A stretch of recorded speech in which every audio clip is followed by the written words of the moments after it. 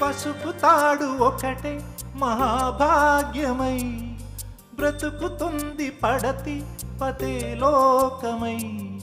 మగని మంచి కోసం పడే ఆర్తిలో సతిని మించగలరా మరే ఆప్తులు. ఏ పూజ చేసినా ఏ నోము నోచినా ఏ స్వార్థము లేని త్యాగం భార్యగా రూపమే పొందగా. అపురూపమైనదమ్మ ఆడజన్మ, ఆ జన్మకు పరిపూర్ణత ఇల్లాలమ్మా.